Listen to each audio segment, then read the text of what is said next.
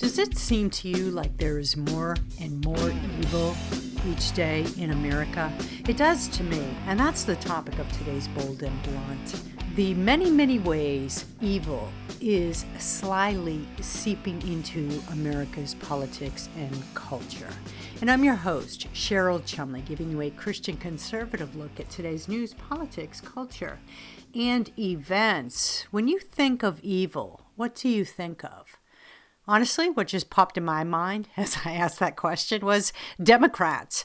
Because seriously, look at the Democrat Party and how pretty much everything that party advances these days is aligned with some sort of wicked force, some sort of evil type of action. And before I get into all that, though, I want to quickly mention, if you like Bold and Blunt, you may get Bold and Blunt at edify.app, the online platform for your faith-based podcasts, which who doesn't need some faith in these evil times, right? You may also get Bold and Blunt directly at washingtontimes.com, where you can subscribe to my 3 times a week Bold and Blunt newsletter. Just go to the newsletter section at washingtontimes.com, find Bold and Blunt, click on it, sign up for it, and you will get 3 times a week, Monday, Wednesday, and Friday, delivered right to your email box, my Bold and Blunt newsletter containing all the commentaries that I write at the Washington Times, as well as my twice weekly Bold and Blunt podcast, which, one more quick mention, you may get anywhere podcasts are offered. Democrat Party, evil, kind of go hand in hand, don't they? Kind of just fall right off the tongue, like they belong together, because more than anything, the Democrat Party is advancing an evil agenda. It's pretty much a communist agenda. If you look at the platforms, the party platforms, which I have both years ago and just recently in one of my commentaries for Washington Times, there's another reason to subscribe to my newsletter so you don't miss it. But in one of my recent commentaries, I did just that. I looked at the political platforms for the Communist Party USA, the Socialist Party USA, the Democrat Party USA, and of course, the Republican Party. And it's very interesting how very similar the first 3 are and how very different the last is. It's only the Republican Party that talks about things like individual freedom and liberty and Constitution and rule of law. It's the other 3 that all talk about equity and advancing government ideals of justice, which is to say, picking winners and losers of justice, which is to say, this is why we have Black Lives Matter and Antifa being welcomed at the Democrat-controlled White House, whereas police unions are condemned as inherently racist, and police forces around America are condemned by the Democrats, of course, as inherently racist. It's because an evil agenda has taken over the Democrat Party. This is not the Democrat Party of John F. Kennedy days. This is not the Democrat Party even of Bill Clinton days, because Bill Clinton didn't hate America. He didn't actively seek to destroy America, to change America's foundations. He may have been self-centered, self-interested. He may have been morally rotten at core, but he didn't hate America because he presided in a way that was more pragmatic. He was worried about the adoration of the American citizens. This is when the NonStop polling came into effect under Bill Clinton. He took a poll for everything. A poll for what the people thought about this, a survey for what the people thought about that. It was nauseating. Every day a new poll. But the polls came because Clinton was trying pragmatically to govern from the White House. He was trying to govern pragmatically so as to not distance himself completely from the love of the people. But today's Democrats, think of what today's Democrats stand for. Just abortion at any stage of a pregnancy, abortion on demand. Abortion on demand by little girls under the age of 18, under the age even of 16, so they don't have to tell their parents they're getting abortions. Transgender rights, which is defined by Democrats as being the right of a little child, a minor age child, to change his or her sex based on whim, based on the pressures even of teachers who fight against any requirements mandating that they tell parents that little Johnny or little Janie wants to undergo a sex change, wants to change from Johnny into Janie, or wants to change from Janie into Johnny, or wants to become they or we or us or some other made-up pronoun to self-describe in school, and to force everybody else to refer to him or her as that made-up pronoun. Teachers in many spots around the nation want to keep parents in the dark about these so-called transgender rights of the child. This is evil. This is evil at its core. Evil, evil, evil. There's no other way to look at it. It's all aimed at crumbling traditional family units in America, which are the building blocks of any society, right? Family. Family builds society. Family is what makes up a country. And so if you have family that has absolutely no definition, no boundaries, not even of the very basic boundary or definition of sex, male versus female, well, then think of the chaos that results there. Think of the good times Democrats can have with that chaos, with exploiting that chaos and expanding their big boot-stomping good times footprint into government. Democrats and evil, hand in hand these days. Abortion, transgender confusion, gay marriage. Remember when gay marriage was a thing, when it was an issue, when it was actually debated? We don't even talk about that anymore. The evil of gay marriage, which, let's be real, it's not really marriage, right? It's marriage in mankind's mind, but not in God's eyes or mind. And since God is the creator, the definer of marriage, male and female, become one flesh. That's God's definition of marriage. One male, one female, joining as one under God. Since God is the creator of marriage and the definer of marriage, then gay marriage isn't really something that is a thing. It's based on a lie, because two people of the same sex cannot marry in God's mind, in God's eyes, in God's world, of which we are part because we are creations of God. But we don't even talk about that anymore as a sin. We don't even talk about gay marriage as an evil, because the Supreme Court came forward with its activist ruling and pushed gay marriage as law into all the states across the nation. So Republicans, conservatives, those who had opposed gay marriage for years and years and years, were suddenly pushed to the side, went silent, and moved on to the next evil, which is, of course, transgenderism. The LGBTQ crowd is making great inroads in America because they won the gay marriage debate, right? They were allowed to degrade what a family is as ordained by God. And now they're coming after the godly ordainment of sex, male and female, and they're trying to redefine what that is.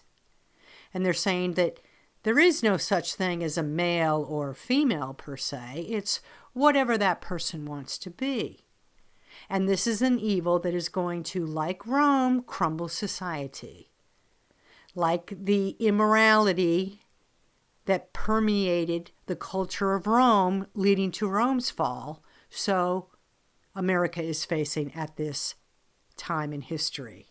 It's the culture that is more important than the politics, because it's the culture that breeds the politicians, right? It's not enough anymore to just go to the polls and vote out a corrupt politician, because there are so many politicians out there who are corrupt that even one good politician in office isn't enough to counter that effect of corruption and evil. And second, there are not enough moral men and women in America anymore willing to take on political roles. So chances are you boot that corrupt politician from office, there's about a dozen other corrupt politicians in waiting, ready to take that seat. So yes, it's important to vote. It's important to get involved in the political world. But if the culture falls, then no matter how many elections are held, no matter how many voting races are won on the side of conservatives or Republicans, it doesn't matter. It's the culture that's most important. And what's taking place in America's culture right now is the nonstop advance of evil. And worse than that, though, is the ensuing acceptance of evil in society. It's one thing to have evil in society and fight against it, rage against it, beat against it. It's another thing when evil has become so commonplace in society that the fighting stops because nobody cares anymore. Nobody thinks that they can win that battle. Or, even worse, the hearts and minds of society has changed to see that evil as actually good. And this is biblical here. The flipping of good for evil, the redefining of evil as good. It's all along the path toward the end times. It's all very Revelation in theme. And here we are in America, treading it daily, where evil is everywhere we look. Some is still being fought, but more often than not, much is being accepted. And it won't be long. It won't be long, the next generation or the generation after that, the generation that's being born in the coming few years, where the defining of good versus evil won't even be allowed as a public discussion anymore, because it will be viewed as intolerant and inconsequential, completely unnecessary.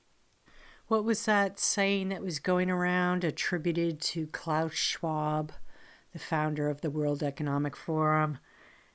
That statement, that remark he supposedly made, or maybe it was another member of the World Economic Forum, but it was something akin to, you will, in the future world's economy, in the future of the world, you will own nothing and be happy. Well, that's sort of I don't want to give up the ending for those who may not have read this book by now or seen the movie, 1984, George Orwell.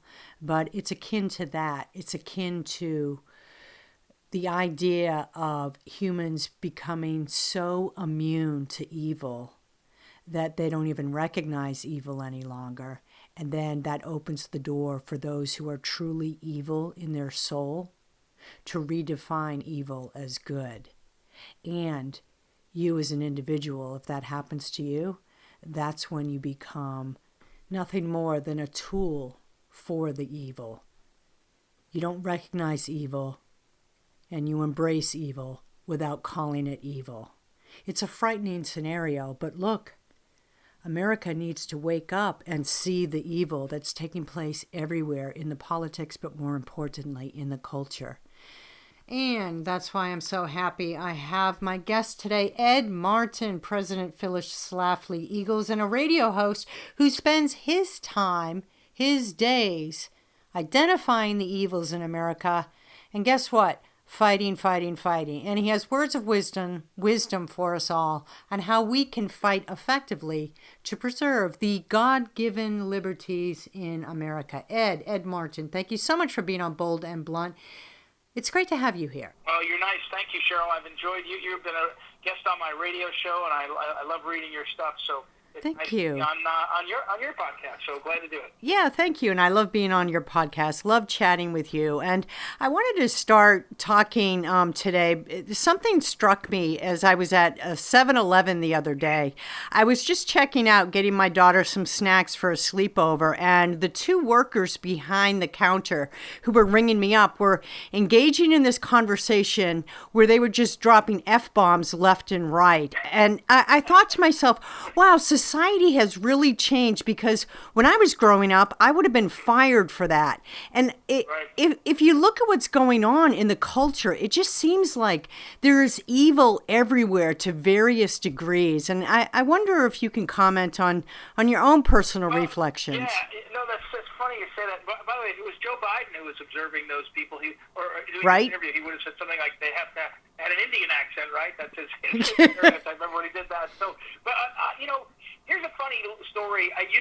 Cheryl, I worked for Phyllis Schlafly, and I worked for Phyllis Schlafly for about 6 years at the end of her life, and she was she was an incredible writer. She was an incredible success in many ways, but she also carried herself with great dignity. She was someone who was, she always dressed well, and she had a style to her, and kind of matronly in the end of her life. But one time in one of the election cycles, someone came up to her and they said, I think it was about Trump, I'm not for sure, and the person said, Phyllis, you can't support so-and-so. He's so coarse. In fact, it must be Trump. He's so coarse.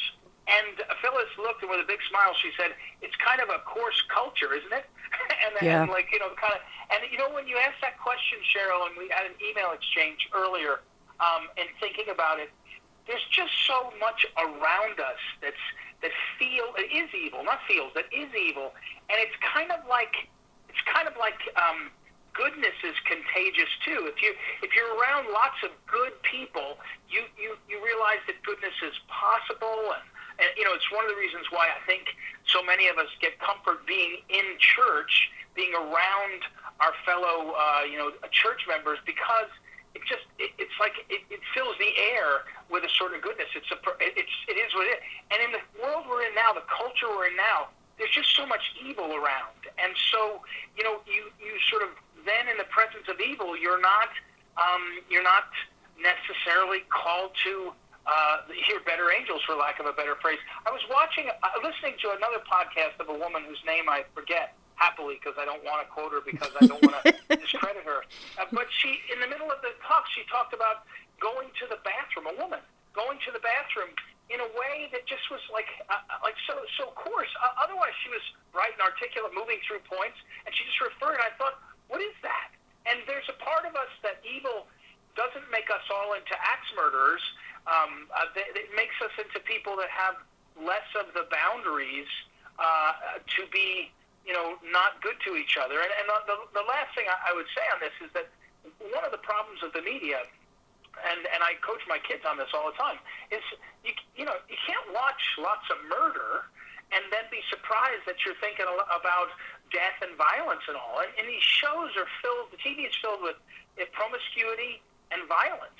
And then that's what you're surrounded. I said, I make my kids, I drive my sons to school in the morning, we listen to the Bible, reading of the Bible, and I say, just because I want your ears to have the echo of it. I know you're not listening, you're half asleep, but there's so much pushing on us that's really evil, that then we all sort of are in the evil soup and do things that are not particularly nice. There's so much there that you said that is very wise. I want to go back to what you said a couple minutes ago about how you surround yourself, that why so many people like going to church, that it surrounds them with good things. And I agree with you, despite the fact that many churches are failing on teaching biblical principles. I still agree with you on that. But the unfortunate side of things is then you have to emerge from church and deal with things like this growing evil called transgenderism, which has to be one of the biggest rebellions against God openly in a very long time. Yeah, I mean, I agree with you, and it's kind of haunting. It's a little bit like I remember when we saw, I saw the first images of aborted babies, right? And even pro-lifers, we sort of like, oh, it's just so it's so graphic. That's the word. And they're like, whoa. And it kind of sears you, right? It sears your mind. The soul, the eyes are the window to the soul. We're taught that. It's one of the reasons why avert your eyes. They say about men, avert your eyes from other women. Because your eyes are into your soul, right? And so this transgender thing is so evil, and yet it's around us all the time now. And it's kind of like one of these things where you're, to your point, it's searing. And I don't have a good answer for why it's happening. Like, I just think it's evil because normal people should be like, this is too much, and yet we're sort of debating it. Phyllis, again, I talk about Phyllis a lot, the late Phyllis Schlafly. She used to say, how important it was to frame the argument. Don't argue on a frame you don't want to argue, because that's a big advantage. We're stuck in this frame. We're talking about mutilating each other. We're talking about allowing kids to mutilate themselves. How is that a topic to talk about, right? So even being in that is haunting. So it's very disturbing time, I must say. How could it get this far in American society, a nation that was founded on godly principles? At root, the ideal that our rights come from God, right? So that has to keep God in the equation. How could we get to the point in our country where there are too many people in America afraid to call out transgenderism as a psychological illness? They just want to go silent. Yeah. Well, that to me, there's two questions there. Number one, how did we get here? And I think we got here, you started to refer to it, our founding and our first 150 years, we weren't afraid to surround ourselves with patriotism and scripture and godliness and role models that were, of the same background, of all those things. And so you're around all that and you're like, this is who we are. After World War II, it's kind of been this race into modernity, into success and all that kind of thing. That much of it's good, right? But also a sort of godlessness. And I do think it's easy to see. We took God out of our schools. We fully took our schools to secular places, not just a-religious, but fully secular. The religion is secularism, right? And we took out of our lives and out of our public spaces and places God, and pretty quickly you're rudderless and you're falling back on if you don't believe in God, then you have to believe in man. And then you're like, man can do lots of really, really cool things, self-indulgent things, and they don't turn out well because they're not of God. And so, and that's really where I think we ended up. I mean, the question is, how do you turn it around, right? And what do you do? That's a different question. One more thing, you mentioned my comment on the churches. I agree with you that we're losing the churches, too many of them, even the good ones, quote unquote good ones, and that's a real problem, right? The church is losing their way.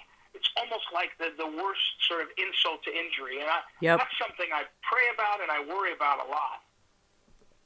You made a good point. If you don't believe in God, you have to believe in man. And two things that popped into my mind when you said that was the road to socialism/communism that America is walking right now, and the dangers and perils from emerging artificial intelligence. Can you speak to those 2 points in relation to the need to keep God? You're nice, Cheryl. The Holy Spirit or you just delivered. Remember, I just said in my answer before that makes me think of 2 points, and I didn't get to my second point. I actually forgot it, and so now I'm sitting here thinking, I know I had a second point. So I'll pick it up because it relates to that. There's a famous essay, famous at the time and afterwards, from the late 1970s, called "The Power of the Powerless." Power of the Powerless by Václav Havel. He later became the president of the Czech Republic, but he's writing about being behind the Soviet communists, the Iron Curtain. And he's describing why, in one section, why is it that the grocery store owner puts a sign up that says, workers of the world unite? And he's saying, in this piece, this essay, he says, that grocer doesn't care. He's not thinking that works. He's not been told to. There's not someone that came along from the communists that said do it.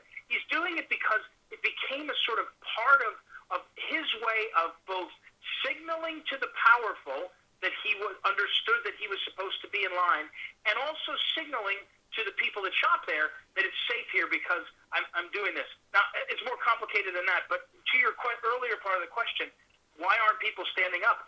It is a little bit like the frog in the boiling water. You know, you put a frog into a normal water and slowly heat it up. It won't jump out, and it's a huge problem that we have to teach ourselves the sort of power of courage, and that courage is contagious. You mentioned about why don't people say more? You know, why aren't people willing to say more on these issues? Well, one reason is they would get canceled, right? But we have to, and so we have to help the canceled and help fight the cancellation, and then we have to be willing to do this. Look, I've been studying, Cheryl, a family in Poland from 1942. They hid 8 Jews. They hid 8 Jews, 2 different families. This was a Catholic family. And the Nazis came along and they executed all the Jews, and then they executed mom and dad and the 6 kids. And they executed them. And nothing I've read makes me think, oh, wow, the Ulma family was like the most extraordinary family. No, they were just a faithful family that didn't think that when they looked at their Bible, they had underlined the Good Samaritan passage. And they lived that, right? They weren't dramatic. They weren't preaching. They didn't have a podcast. They lived up to the gospel. And we've got to figure out how we can live up to the gospel more and more. And I'm not saying it's easy. You and I both know. You and I like to do this for a living, talk and write and educate. But, you know, there's lots of moments where saying the right thing, especially now, makes some people, and there's sometimes our friends or family, it makes them uncomfortable or worse. Do you know in your own community of believers, the faith believers, Christians, would you say that the majority of them are bold in their faith, or that they have been silenced over the years? Because I see silencing. I think how about this? I think most people in the faith communities that I've been in, and I've switched churches a couple times in the past few years, think they're bold. They think they're bold, right? I mean, because it's hard to stay in a place where people aren't taking it seriously, right? Right. I mean, I could never easily be like one of these Methodist churches where it's just, you know, it's just there for the coffee cake or whatever. Just, you know, somebody's got to, and even some of the churches that have reputations for being strong, you get there and it's like they're pulling punches. So they think they're bold, but I think it's a little bit like everything else. It's somewhere in between, right? I mean, most people are trying. I especially think parents are trying to witness to their kids. Now, they may not do it in a good enough way, or maybe I say it better. I don't think I do it in a good enough way for myself, but you're trying. And that feels like, you know, one of the gifts of parenthood, being a father, is that you feel like when I don't live up to what I wanted to be or do, I still got another chance, because tomorrow my kids are still my kids, and I'm still called to be with them. Now, they may be mad at me, they may be whatever. So there's this kind of blessing of a relationship. It's like it's like the Father to us, God the Father to us, but it's harder to feel that. For me, it was harder to feel that until I was a father. Now I'm like, aha, that's what it means. So my point there is that I'm a little less judgmental on how milquetoast my fellow Christians are, because it's kind of in between. They think they're doing well, and they're not doing well enough, probably. But the other part of that is, you know, me, Cheryl, I'd say just for me, there's stuff I do, and you and I would talk, and you'd probably say, hey, Ed, that's really great. You know, you're standing on the front lines on some of these battles. And I'd say, oh, thanks, Cheryl, that makes me feel good. And I could say the same to you. But there's also moments where I know I could do this, and I don't do it. And I don't do it for lots of reasons, that are because I'm not God, and I'm not perfect, and I'm making a judgment. And so, I don't know, I do feel like, and then you say, where are the people? And you find them. We can find them. I just got a message from a friend of mine in India who said, have you seen this book? And it's a book that was written by an Indian philosopher who just did a documentary with Jordan Peterson. He said it's about the scripture. And I said, no, I haven't seen it. But he wrote back and said, yeah, it feels like Jordan Peterson really emboldened this Indian philosopher to be more public in his fight. And I thought, you see, stuff's contagious, right? You're not going to have Jordan Peterson arrive in your neighborhood or anybody else necessarily, but you can make steps, and you'll be surprised that more people will come with you, I think. Let's finish with this question, Ed, because I'm sure it's something that you ponder as well as you go about doing your own work. When you look at the evil that's permeated America from a biblical point of view, and when you look at America and what's going on in the world from a biblical point of view, and try and put yourself seeing things through God's eyes, do you think that America and or the world is on the point of end times, meaning just in the next few years, or do you see us reawakening to the need for God and bouncing back? Well, that's a great question, and I just recently, I don't know if you, I bet you did, but I don't know if you have done it recently. I just read the LaHaye's, Tim LaHaye and Jenkins's books for the first time. I think I read them when I was younger, on the rapture and all. Left Behind? They're Left Behind books, yeah. That's it. And they're wonderful. They're wonderful because they kind of make you really think, like thought experiment. And but it also feels like sci-fi when I read it. It feels like, so I think I'm just so pathetically broken that I think, it can't be now, Lord. You're not going to come judging us now. I mean, it can't be. So I do feel like, and maybe it's partly a wish, desire. I feel like we are on the cusp of an awakening. I feel like that's, and I hope for that, and maybe I pray for that, and maybe I shouldn't. Maybe I should be praying for, to be taken up. But I do see signs of that, and I think, Cheryl, the challenge is, if you're waiting around for one voice, one image, that's not the way it's happening. It's very odd to say, even with all this power available, all the media and all, it's going to come down to sort of a local movement, I think. And there I think you're seeing more and more connections and more, it's almost like, I remember reading about house churches, behind in the Soviet era. And, you just have 2 or 3 people together, and you'd be praying together, and you'd be reading scripture and all. I feel like we're going in that direction. I was moved by the release of some, I don't know who, a surgeon general or somebody, a report that said there's an epidemic of loneliness. Right, I just saw that. I think that's so important. But we know the solution. Where 2 or more are gathered, I'm there, where you, and so we know we don't need 2 or more thousand. We don't need a rally. We don't need CNN or Fox News. And so I have a sense that there's an awakening that is going to be sort of smaller and more granular and more personal. And I'll just finish with this, Cheryl. You went through experience recently in your family with your husband and all. But the number of people that are going to deal with loss and deal with life longer than we ever thought, right? We're going to live longer than we ever thought. This notion of service to each other is going to be so profoundly important. I'm pro-life. I care a lot about the life fight and abortion, and I'm into that. But I watch and see. My wife is a doctor, and she does geriatrics and old people, and I watch and see the suffering and loneliness of people at the end of their life, and I think to myself 2 things. What a shame. We need to do better to honor our mother and father. But then I think, 2, what an opportunity, because those are moments where the gospel and evangelization and bringing Christ to people is hugely. It's just like it's like a mission field, and it's also the right thing to do. So I feel like there's and you brought the question of AI. We're getting more and more computerized. It's going to be a threat. It's going to be complicated. It's going to be demeaning. I'm worried most about how demeaning it is to relationships. And I think the scourge of pornography is one of the most evil things that's happened in human history. It's his original sin. I mean, it's as old as Adam and Eve, and temptation. But it's so haunting especially for men. The pornography, the presence of it. But I think in the face of all of that technology, we're going to have an opportunity to meet our neighbor, to love our neighbor, to honor our mother and father, and we're called to that. So we can teach that direction and live that direction, and I think that will be what helps to strengthen community for the kingdom and save America. Well said. That was very thought-provoking. You've given me quite a bit to think about, and that's why I love chatting with you, Ed. You're just so deep with the thoughts. So, Ed Martin, thank you so much for being on Bold and Blunt. I have to have you back if you agree.